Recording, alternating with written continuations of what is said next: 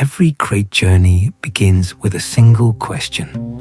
Thousands of years ago, one man dared to ask a question that would forever change the way humanity understood the universe. Before science, before mathematics became systematic, before philosophy had a name, there was a man from the ancient Greek city of Miletus. His name was Thales.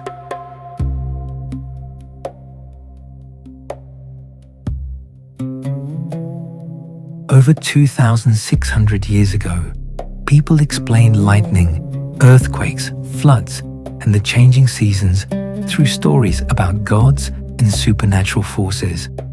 If crops failed, the gods were angry. If storms came, divine beings were fighting. The world was understood through myth. But in the thriving trading city of Miletus, something extraordinary happened. Trade brought together ideas from Egypt, Babylon, and the wider Mediterranean.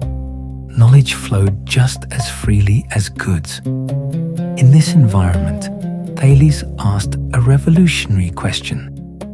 Can nature explain itself? Instead of accepting traditional myths, he searched for natural explanations. This simple shift gave birth to philosophy. The word philosophy comes from the Greek philo, meaning love, and Sophia, meaning wisdom. Thales became the first recorded thinker to seek wisdom through observation and rational inquiry.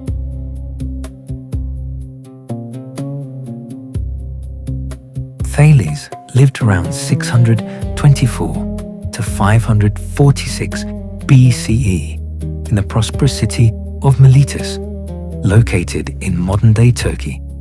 He was not only a philosopher, he was also a mathematician, an astronomer, an engineer, and one of history's earliest scientists.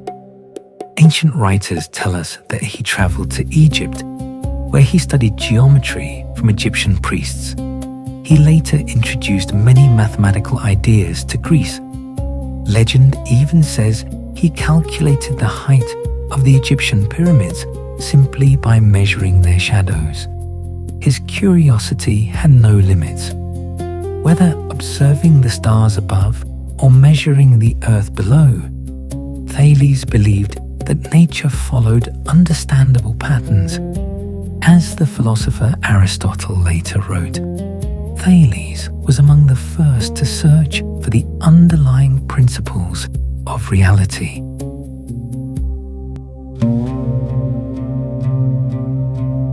Perhaps Thales' most famous idea was surprisingly simple. He believed that water is the fundamental substance of everything.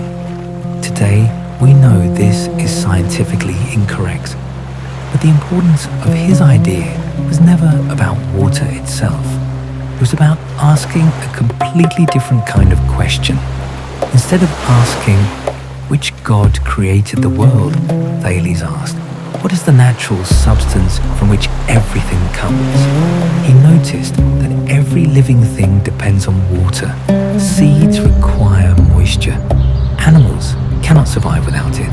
Even rivers shape mountains over time. Water can exist as liquid, ice, or vapor. To Thales, it appeared capable of becoming many different things. For the first time in recorded history, someone tried explaining the universe using observation rather than mythology. That was revolutionary. Thales did something far more important than proposing that water was the origin of everything. He introduced a new way of thinking. Instead of accepting authority blindly, he questioned. Instead of repeating myths, he investigated.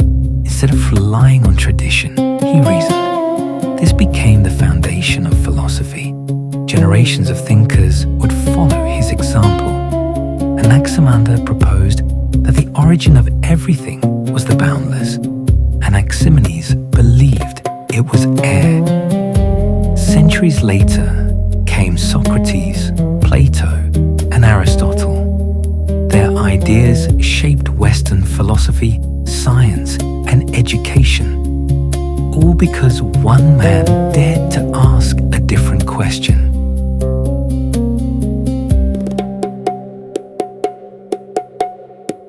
Knowledge grows through questioning. Progress begins with curiosity. His influence extends beyond philosophy. Every time a scientist performs an experiment, every time a student asks why or seeks evidence instead of assumption, they continue the tradition Thales began over 2,000 years ago. His greatest discovery was not water, it was reason.